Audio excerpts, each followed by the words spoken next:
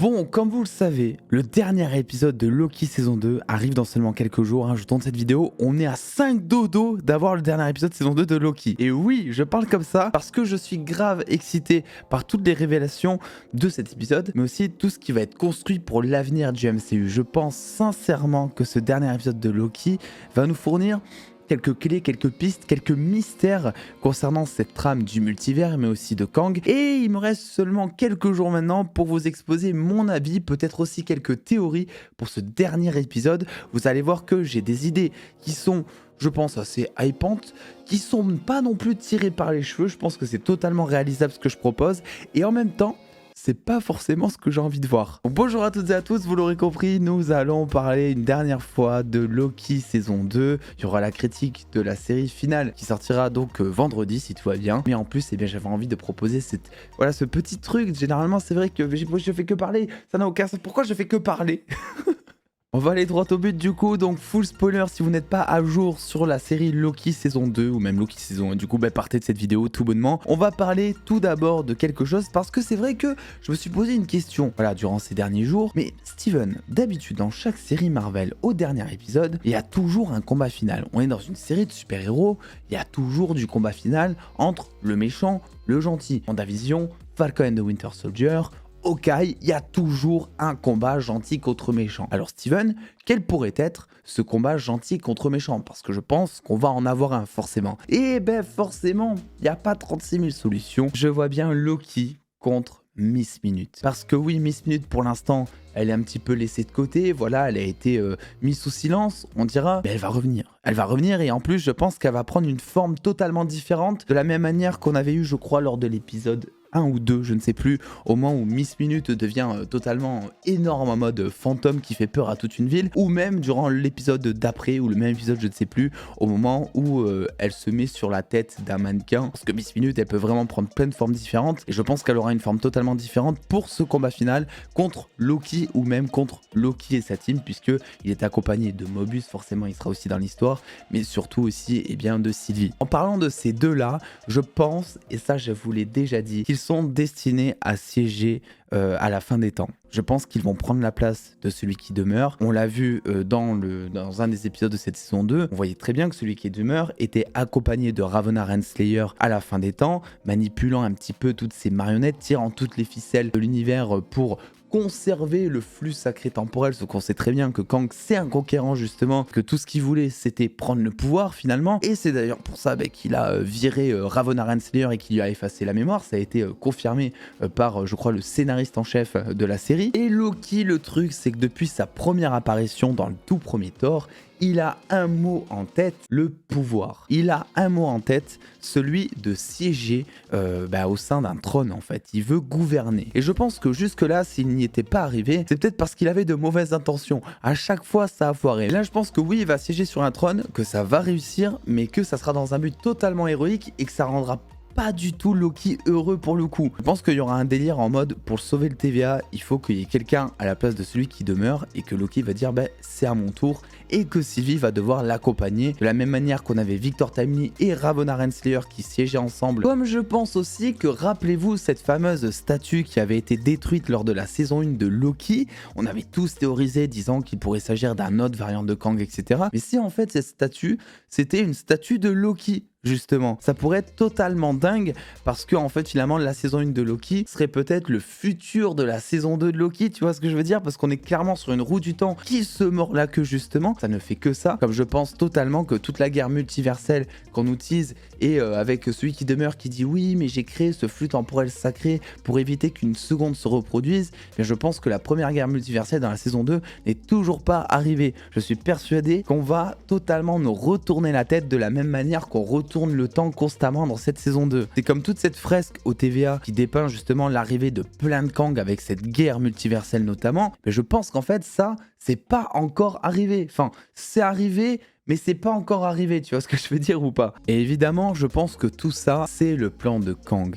Il le dit dans la saison 1. Celui qui demeure, au moment où il rencontre Sylvie, Loki, dit mot pour mot presque qu'il a pavé ce chemin jusqu'ici, que c'est lui qui a entre guillemets manipulé toute la vie de Loki, de Sylvie et qui plus est même de tout le MCU pour que ce genre d'événement se produise. C'est sûr et certain que sa mort, il avait vu venir, et c'est sûr et certain que, en tant que grand conquérant, il avait un plan pour revenir au trône à un moment. C'est pour ça que ce Victor Tamini, je lui fais entièrement pas confiance et que je pense qu'il est destiné à devenir celui qui demeure numéro 2 si on peut dire, mais de manière peut-être beaucoup plus néfaste parce que comme le dit celui qui demeure en saison 1, eh bien les autres variants sont apparemment beaucoup plus méchants que lui. Mais du coup le souci, et c'est là où je suis pas du tout en accord avec ma propre théorie on dira, c'est que pour que celui qui demeure revienne sur le trône, il faut que Loki et Sylvie n'y soient pas. Le souci c'est que je pense, et c'est le truc dont je suis peut-être le plus certain, peut-être que je vais totalement me tromper, et tant mieux, il est possible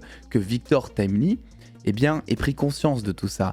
Il y a des choses qui sont assez étranges, comme notamment le fait que dans l'épisode 3 ou 4, je ne sais plus, au moment où Victor Timely arrive au TVA pour aider avec son fameux cœur temporel, eh bien c'est un mec qui se chie littéralement dessus pour tout et n'importe quoi. Figurez-vous que il a même peur d'un chocolat chaud au point de le faire tester à un garde du TVA avant de le boire parce qu'il ne fait absolument confiance à personne, il le dit lui-même. Sauf que d'un coup, il se retrouve à mettre sa tête dans un truc, une machine qui soi-disant est censée lire l'aura de celui qui demeure pour déverrouiller les portes du TVA et juste après ça, il prend confiance. Juste après ça, il décide de se sacrifier, de se porter volontaire pour aller au plus grand danger qui est la destruction du temps de l'univers du TVA, porter le scaphandre et se faire totalement évaporer en 2 secondes. Donc oui, ce lecteur d'aura temporelle, je pense que c'est un lecteur d'aura temporelle, sinon ça ne se serait pas déverrouillé. Mais je pense aussi que c'était dans les plans de celui qui demeure, qui avait tout prévu depuis le départ, etc. Pour qu'au moment où Victor Timely mette sa tête, ça lui transfère peut-être des connaissances, même une personnalité, bref, ça lui fasse prendre confiance en lui parce qu'il connaît le plan, il sait ce qu'il va arriver et c'est pour cela qu'il se serait porté volontaire. Victor Timely, à partir de ce moment-là, selon moi, n'est plus Victor Timely, c'est devenu celui qui demeure. Ou alors, il ne fait confiance qu'à lui-même, même s'il s'agit d'un autre lui-même, en l'occurrence celui qui demeure, qui aurait peut-être placé des connaissances, un plan, quelque chose dans cette machine qui aurait permis à Victor Timely soudain de prendre la confiance. Et je pense que vu que le serpent se mord la queue, ce qu'on verra à la fin de cet épisode, c'est un Victor Timely en costume de celui qui demeure. Donc celui qui demeure si on veut, qui revient avec Miss Minute à la fin des temps et qui tout bonnement arrive à effacer la mémoire de Loki et Sylvie, les plongeant tous les deux presque dans une autre réalité si on veut, avec celui qui demeure qui est de retour au pouvoir. Et ça c'est une théorie dont je suis pas forcément ultra fan pour le coup, je trouve qu'elle est intéressante, mais en termes d'histoire de scénario, et je trouve que ça serait un peu répétitif et c'est un petit peu tout le paradoxe justement de ce fameux serpent qui se prend la queue, c'est qu'en fait cette fin de saison reviendrait presque à faire une saison 3 qui serait tout bonnement presque la même que la saison 2. On aurait la même fin avec les mêmes enjeux, la destruction du libre arbitre alors que c'était tout l'enjeu aussi de cette saison 2 qui était de dire bon le TVA faut qu'on le reconstruise mais il faut aussi laisser le choix aux gens d'y être et ne pas effacer leurs souvenirs. Le souci c'est que si celui qui demeure ou Victor Timely arrive et efface la mémoire de tout le monde, tout ça n'a pas lieu d'être et donc on recommence. Puis même au bout d'un moment il faut aussi avancer avec Loki. Je sais pas s'ils ont prévu de faire une saison 3 mais je pense que là on arrive à un stade où on a peut-être assez d'enjeux pour partir en film. Et je parle pas d'un film Loki, je parle bel et bien des enjeux de Loki des 2 premières saisons qui seraient reconduits envers un film notamment converti si on veut, comme Avengers Secret Wars ou Kang Dynasty. Pour autant que cette théorie d'effaçage de mémoire si on veut se produise ou non, je ne vois absolument pas une fin heureuse pour la saison 2 de Loki. Je vois quelque chose d'aussi dramatique ou en tout cas quelque chose qui va nous laisser énormément sur notre faim, comme la fin de la saison 1, on voyait Loki passer à travers un portail, retourner au TVA, sauf que c'était plus le même TVA, c'était plus la même statue de Kang qui était dessus, et plus personne n'avait de souvenir de lui. Vu alors qu'on nous a habitués à ça avec cette série, et vu que le personnage de Loki est un personnage qui a tout le temps des souffrances, il se passe toujours des trucs de dingue qui nous rendent tristes envers ce personnage, je sais pas, je me dis que cette fin de saison 2, on peut pas juste finir avec Loki et Sylvie qui siègent sur un trône et puis pas de piste pour théoriser, rien du tout. Je pense que vraiment ça va totalement nous perdre et de la meilleure façon. Concernant Ravonna Renslayer, j'ai des petits doutes quant à son sujet. Je pense qu'elle va tourner gentille à vrai dire parce que bon, elle s'est fait déjà trahir par celui qui demeure, elle en a eu conscience, comme quoi elle s'était fait effacer la mémoire, etc. Avec Miss Minute, c'est pas non plus le grand amour, donc je pense qu'elle va vouloir se la jouer en solo, qu'elle va combattre et Miss Minute et Loki, et il est possible que même au dernier moment moment, il y a un retournement de veste, puisqu'après tout, elle a été victime, elle aussi, de ce non-libre arbitre. Elle a eu la mémoire totalement effacée, donc maintenant elle sait ce que ça fait, et je pense qu'elle va plus aller dans le sens de Loki et Sylvie, qui ont pour but de restaurer ce fameux libre arbitre justement. Donc il est possible que Miss Minute combatte au final Ravonna Renslayer, Loki, Sylvie et Mobius. Est-ce qu'il pourrait aussi y avoir une scène post-crédit ?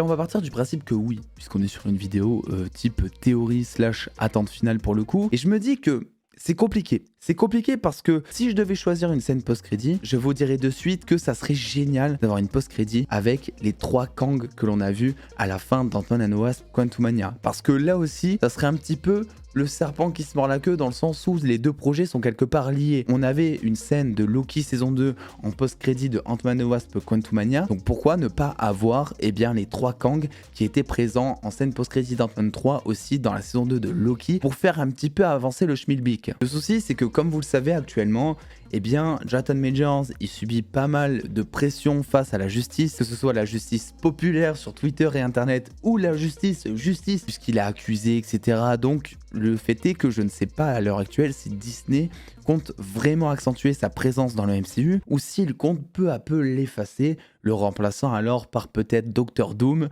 comme les rumeurs le suggèrent. Donc qui sait, peut-être pas du tout de scène post-crédit, peut-être une post-crédit sur Kang, peut-être sur ses variants, pour faire un petit peu avancer les enjeux par rapport à ça, et lier cette saison 2 de Loki à Kang Dynasty, Secret Wars, à lier avec tout ce qu'il y aura après. Mais le fait est que cette saison 2 de Loki, elle est cruciale pour l'avenir du MCU, parce qu'en plus maintenant de pouvoir voyager dans le multivers entre les réalités, on peut voyager dans le temps. Ce qui veut dire qu'à n'importe quel moment, Loki peut retourner dans le temps, avant par exemple Ant-Man 3, avant She-Hulk, prévenir déjà d'une part Marvel Studios que She-Hulk et Ant-Man 3 ne vont pas du tout être appréciés par le grand public, mais blague à part, surtout peut-être pour prévenir les Avengers, le rôle qu'avait après tout Ant-Man dans Ant-Man and the Wasp Quantumania, c'est-à-dire être au courant qu'il y a Kang qui gravite quelque part, et prévenir qu'un grand danger se prépare justement. Loki comprendra peut-être que cette fameuse guerre multiverselle, on ne peut pas aller à contre-courant de ça, on ne peut pas aller à contre-courant du futur. Le libre arbitre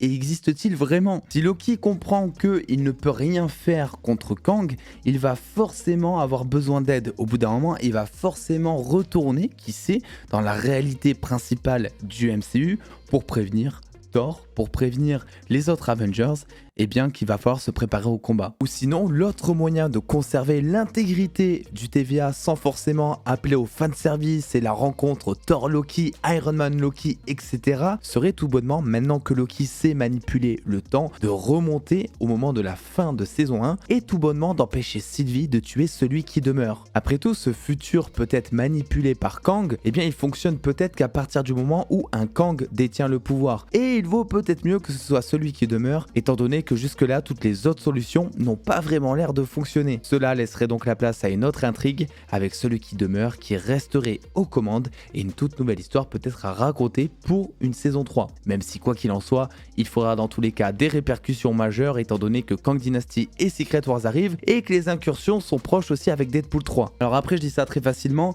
mais Marvel Studios, faudra trouver un bon moyen de le faire tout ça, parce que le temps, on va pas non plus faire ça tout le temps, quoi. Ça va pas toujours être le canot de sauvetage pour sauver une situation. On l'a utilisé déjà dans Avengers Endgame. Là, vous l'avez un petit peu utilisé dans Loki, où le mec remonte dans le passé avant que le cœur temporel n'explose et donc que le TVA n'explose. Donc, qui sait, peut-être que Loki qui retourne dans le passé pour prévenir les Avengers de Kang, etc. Ça va un peu faire beaucoup. Bref, quoi qu'il en soit, pour terminer cette vidéo, je pense sincèrement que cette saison 2 de Loki, sa fin va vraiment nous laisser, notamment sur notre fin, justement. Après tout, Loki, quand on y pense, ça a presque toujours été plus un vecteur pour développer ce qu'il y a autour de lui que pour son propre développement. Alors oui, on le développe, forcément, il le faut, mais à côté de ça, c'est vrai qu'il a permis de développer Thor, par exemple. Il a permis de développer tout l'arc autour de Thanos. Grâce à lui qu'on a compris l'immense pouvoir que pouvait contenir la première pierre d'infinité. Et là, je pense que vu que c'est l'arc du multivers, l'arc de Kang, il est voué à développer Kang. Et que donc, cette saison 2 de Loki, il est possible que Kang revienne au devant de la scène à la fin pour nous suggérer que le futur n'est pas contrôlable, qu'il arrive à grands pas et qu'il va falloir se préparer. Donc voilà un petit peu mes attentes, mes théories. C'est compliqué de théoriser sur quelque chose qui parle de voyage dans le temps, de multivers, parce qu'en fait, tout est possible. C'est un petit peu le sujet du ta gueule c'est magique. Tout est possible, littéralement, surtout maintenant qu'il contrôle un petit peu le temps et qu'il a conscience de ça, qu'il peut l'utiliser un petit peu comme il le souhaite. On verra du coup dans ce dernier épisode si ça crée pas des incohérences ou des facilités. En tout cas, j'ai bon espoir pour que ce dernier épisode nous fasse chavirer en matière de théorie, en matière de plaisir, de passion, de Marvel. Et si c'est le cas, écoutez, comptez sur moi pour faire un max de vidéos théories, je n'attends que ça. Donc n'hésitez pas vous aussi à m'émettre vos théories, vos attentes en commentaire sur ce dernier épisode. Qu'est-ce que vous voyez pour la fin? Une fin dramatique, une fin heureuse pour Loki? N'oubliez pas le pouce bleu, l'abonnement si ce n'est pas déjà fait. Et puis attendant les dos, prenez soin de vous, faites-vous bien kiffer. Des bisous les dos.